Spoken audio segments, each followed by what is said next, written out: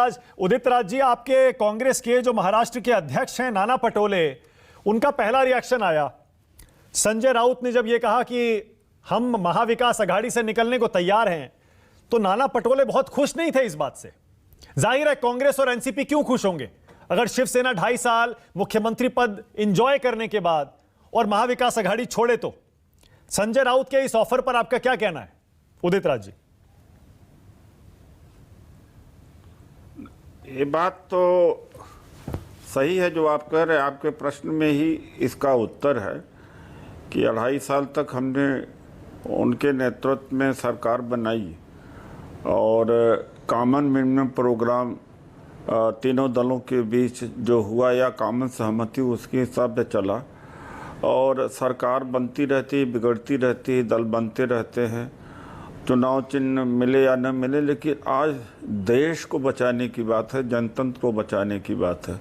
अगर जनतंत्र को बचाना है, जनता का हित देखना है, महंगाई इतना आसमान पर है, बेरोजगारी है, तब तो शिवसेना को या संजय राउत जी को तो जाना नहीं चाहिए बीजेपी के साथ में, क्योंकि बीजेपी ने देश को बर्बाद किया है।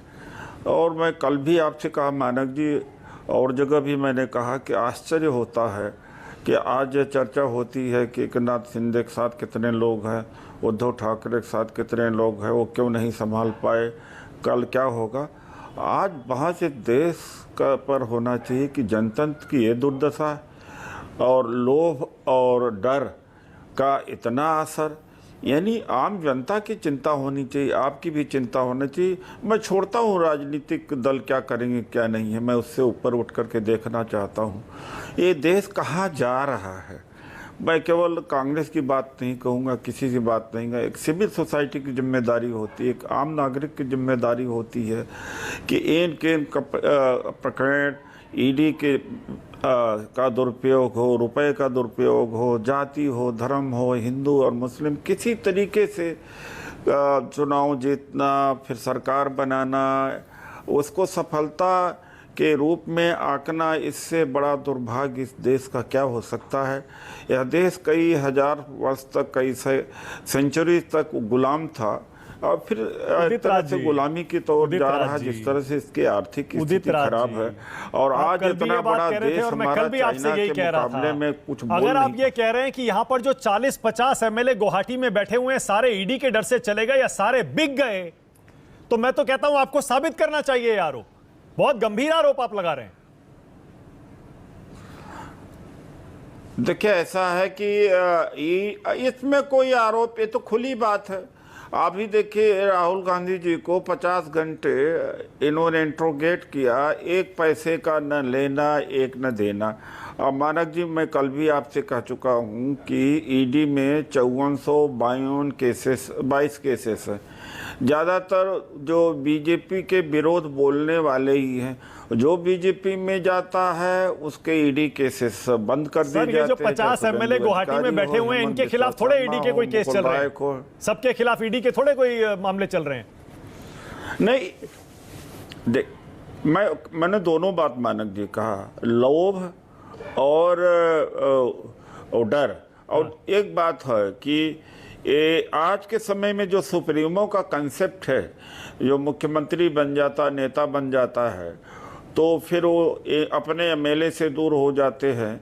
एक फ्रस्ट्रेशन है। आपको मैं बता दूं कि 90% 95% बीजेपी के अंदर जो सांसद है, मिनिस्टर है, घुटन में है, लेकिन वो डर है। यहाँ डर नहीं है, अगर डिफेक्ट हो जाएंगे तो डर नहीं है। तो यह जो सिस्टम 8-10 साल में हुआ है कि जो जनप्रतिनिधि हैं ये बिल्कुल किसी लायक नहीं रह गए, इनके पास कोई पावर नहीं, कोई शक्ति नहीं।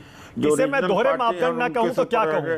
राजस्थान में पूरी बीएसपी आपके मुख्यमंत्री अशोक गहलोत तोड़ लेते हैं, 6 के 6 बीएसपी के एमएलए अपनी पार्टी में शामिल करा लेते हैं, तो वो ठीक है। लेकिन यहां अगर कोई और अपनी पार्टी अलग बनाना चाहता है किसी वजह से, आप उसे बिकाऊ कह देते हैं, डरा हुआ कह देते हैं ईडी से। नहीं, देखिए ऐसा नहीं। देखो ऐसा मानक जी, बीएसपी के एमएलए हमेशा इसी तरीके से दूसरे दल में चले जाते हैं, चूंकि सुश्री मायावती जी जो कार्यकर्ता उनका क्षेत्र तैयार करता है एमएलए एमपी बनने के लिए, उसको टिकट नहीं दिया जाता। आइन वक्त पर पैसा लेकर के टिकट दे दिया जाता है, वो जीत करके चला जाता है दूसरे दल में। ये तो बीएसपी का एमएलए चाहे बीजेपी में चला जाए चाहे कांग्रेस किसी में स्वाभाविक है, क्योंकि नोट दे के आता है तो क्यों इनके साथ में रहेगा।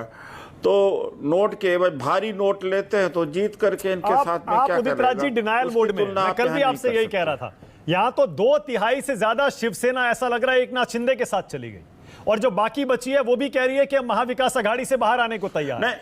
अभी भी आप उनको बिका हुआ डरा हुआ बता रहे हैं। आप ये मान क्यों नहीं लेते कि शिवसेना ने एनसीपी कांग्रेस के साथ गठबंधन करके बहुत बड़ी भूल की, जो अब उनके एमएलए उनको एहसास करा रहे हैं? नहीं, ये नहीं है, ये नहीं है, ये नहीं है, उसके वजह से नहीं है। जैसा कहा गया कि उद्धव ठाकरे एमएलए से नहीं मिलते थे, एमपी से नहीं मिलते थे, बड़े दूर थे और अधिकारी इनकी बात नहीं मानते थे, तो एक बहुत बड़ा फैक्टर है जो फ्रस्ट्रेशन आया है। ये फ्रस्ट्रेशन उत्तर प्रदेश में था। लगभग 150 से ज्यादा एमएलए योगी जी के खिलाफ में धरना भी दिए थे। तो मेन फैक्टर यह है कि बड़े फ्रस्ट्रेटेड थे, एक्सेसिबल नहीं थे, और चूंकि उनको दूसरे सहारा भी मिल गया, बीजेपी का सहारा, ईडी का सहारा, ये सारे कई फैक्टर मिलकर के इस प्रकरण को अंजाम दिए हैं। कई फैक्टर हैं इसमें, उसमें एक फैक्टर भी है। वो हर जगह देखा जाता है, सुप्रीमो पैदा हो गए हैं, एमएलए एमपी एक बार बना देते, तैयार है ना विपक्ष में बैठने को? महाराष्ट्र में आप विपक्ष में बैठने को तैयार है ना? क्योंकि ऐसा लग रहा है आंकड़े तो अब पूरी तरह से शिंदे गुट और बीजेपी के पक्ष में है। जब ऐसा होता तो निश्चित तौर से हम तो जनतांत्रिक मूल्यों को हमने जनतंत्र स्थापित किया, तो उनके मूल्यों को लागू करना हमारी जिम्मेदारी। ओके, शांतनु को एक रिस्पॉन्स, उसके बाद जा रहा हूं मैं सीमा मलिक और संजय कुमार के पास। शांतनु बोलिए।